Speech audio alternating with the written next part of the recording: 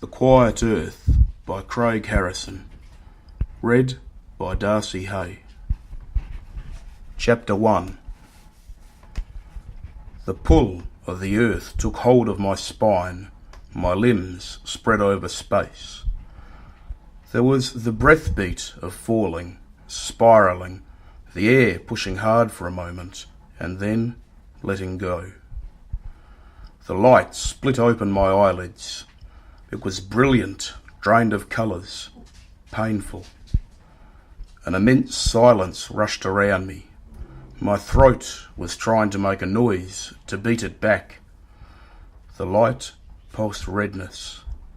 Then the silence expanded. I was sitting bolt upright in bed, breathing fast and staring at the wall. The daylight was streaming into the motel room through the slats of the blinds. I seemed to have been awake and asleep for ages. I lay back and remembered where I was. The silence persisted. My watch at the bedside had stopped at 6:12. Reaching out, I shook it and the second hand began flicking around again. How long had it been stopped? I got up and went to the window, which looked out onto the main road. My arm moved toward the cord of the blind. What? I paused. What was happening? The casual movement, every day, ordinary, towards opening the blind, had been interrupted by something, by an impulse to stop, which had no sensible origin at all. It was so curious and extraordinary that I was pausing not because of the impulse itself, but in a conscious effort to find a reason for it. But I had forgotten. My mind seemed to resist. The silence pressed in thickly. It was exactly like forgetting the name of a place you've visited dozens of times. It's just on the tip of your mind, but you can't find it. You stop and think, and when there's no answer, you go on. Perhaps later you will know. Then I reached up and opened the blind to the enormous light. The Quiet Earth by Craig Harrison. Read by Darcy Hay. Chapter 2. It was still early, possibly, to judge by the sun, about 8:30 a.m. I looked out at the grass and the road beyond. The air was clear and bright, with the promise of another fine summer day. All was quiet. The scene was cut into strips by the slats of the Venetian blinds, and I pulled the cord to alter the angle of the slats, looking up, ahead, and down. Perhaps it was really only 6:15. Nobody had woken up yet. Saturday morning in a small town like Thames was obviously not hectic. Good. That's why I'd come to Coromandel, after all, for peace and quiet. I showered and dressed. The water pressure seemed weak. Only when I tried to use my electric razor did I realise that the power was off. I tried the lights, the radio, the electric hot plates on the cooker. All dead. Probably a fuse. I went out of the door at the back of the motel unit and looked around from the balcony. There was nobody below in the car park, and no sign of activity. Descending to the office, I wandered around, pressing buzzers, knocking on doors, shouting hello, but the whole place appeared to be deserted. Curtains and blinds were still drawn, and the car park was full. Curiouser and curiouser. I realised that in all the time since I had been awake, not a single vehicle had gone along the road, nor had there been any kind of noise. Even a sudden breeze rustling the leaves of a tree in the garden of one of the houses behind the car park startled me, and I went and looked over into the garden. Nobody was there. There's a clock in my car, I thought. I'll check the time. I unlocked the car door. The hands of the dashboard clock stood fixed at 6:12. For a moment the breath went dry in my lungs. I slid into the car, slammed the door shut defensively, put the key in the ignition, drew out the choke, turned the key, revved the engine, reversed, then into first, accelerator down. The marina skidded on loose stones and swept along the drive, away from the motel. The clock had started again.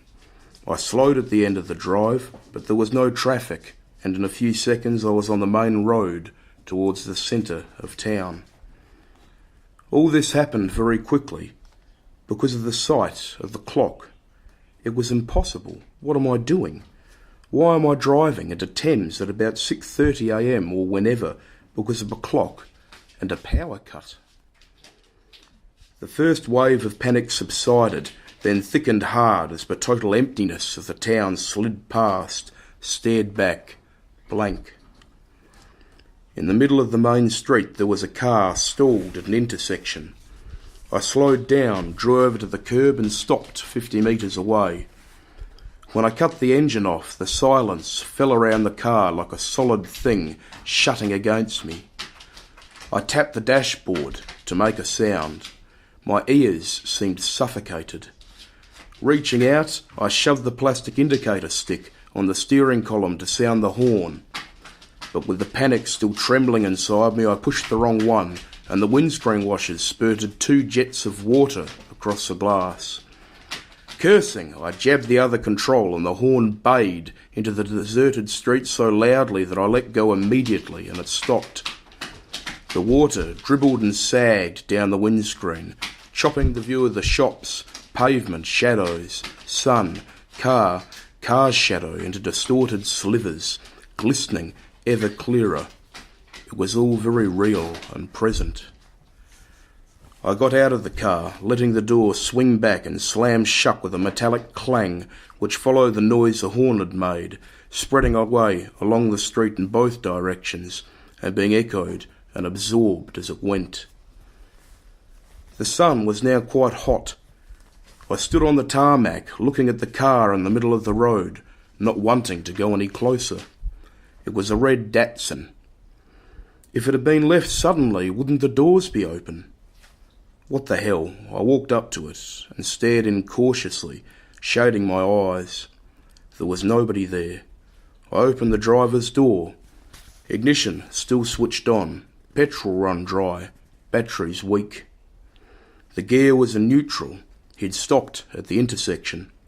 The handbrake wasn't on.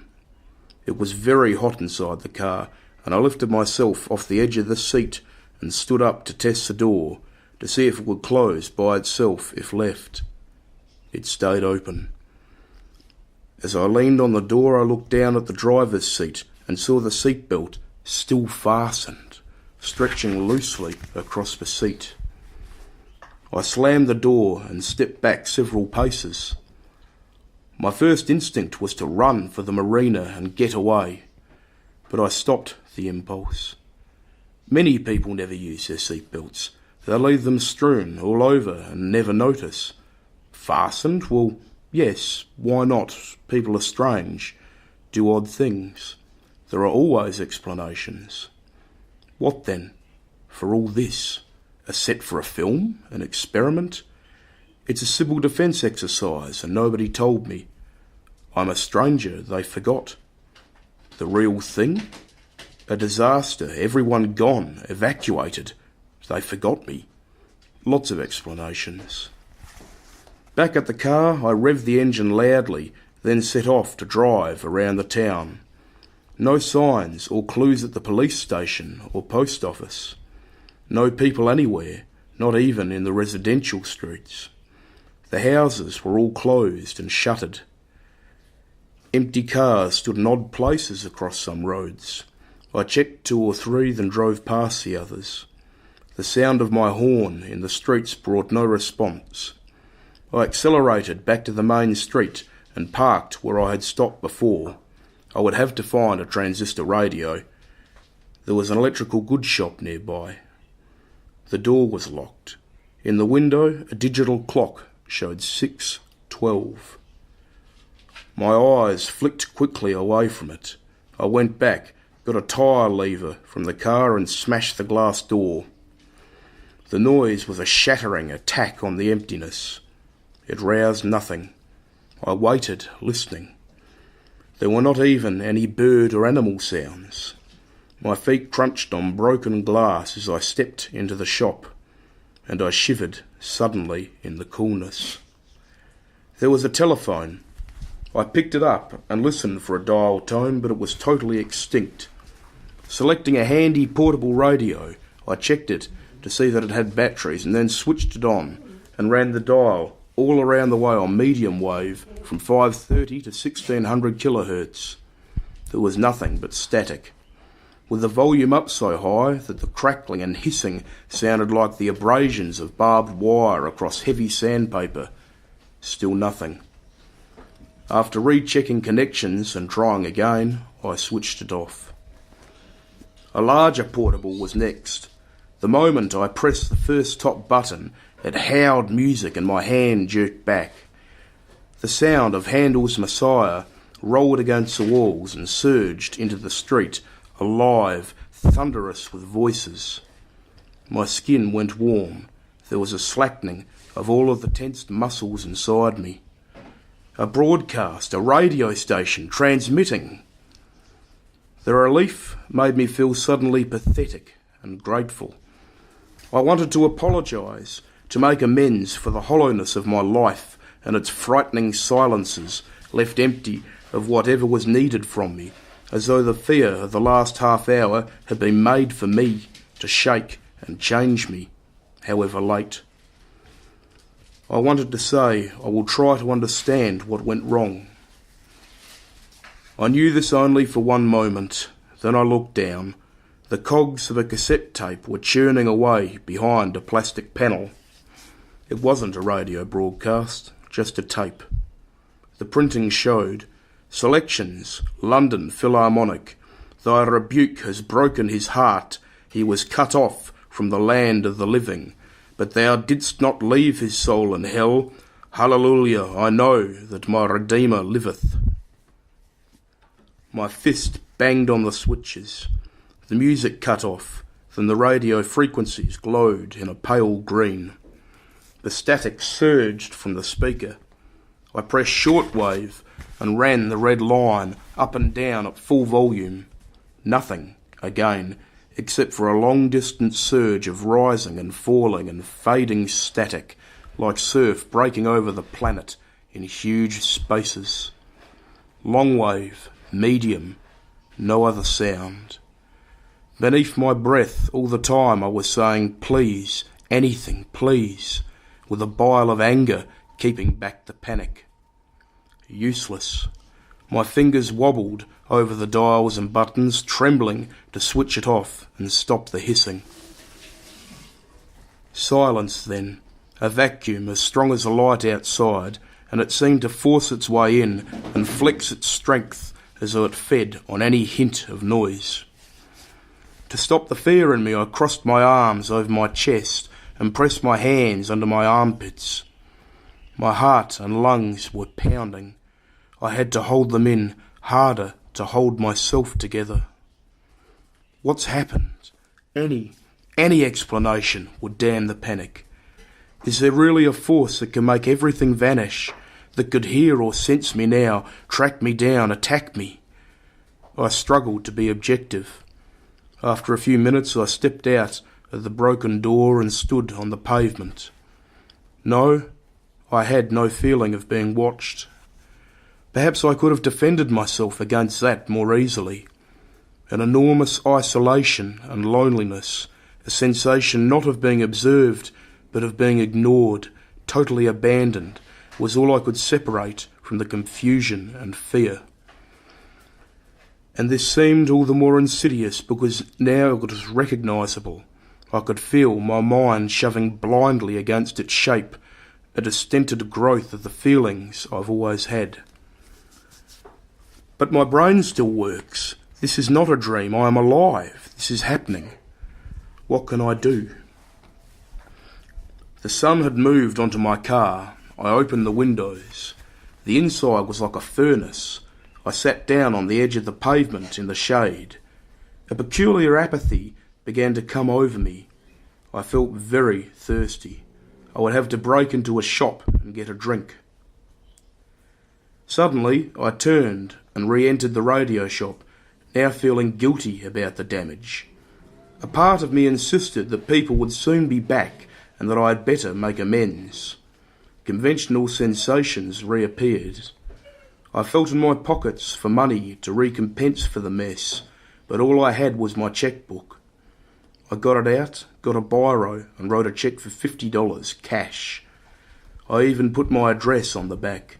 Thinking maybe $50 is too much, I then took a torch from a display and put it in my car. 10 minutes later, I was sitting in the office of a filling station at the end of the street, tipping warm lemonade into my mouth. The heat and light compressed a pain inside my skull into a tight headache. I leaned back and stared up. My watch ticked uselessly away, the only sound. After 30 years, what did I have or know that could help? No point in wondering, could I cope? No choice, I have to. I have to go and look in those houses, break in, go from room to room and see what's there. In spite of the spear sticking in my spine like ice. The dead have no power, they can't harm. Can anyone be more than dead? My head came down and I looked through, my image reflected on the glass of the window. No power? I know better than that. Beyond the window, my car wavered in the heat, marks of evaporated water down the dust of its windscreen like teardrops squeezed from a machine.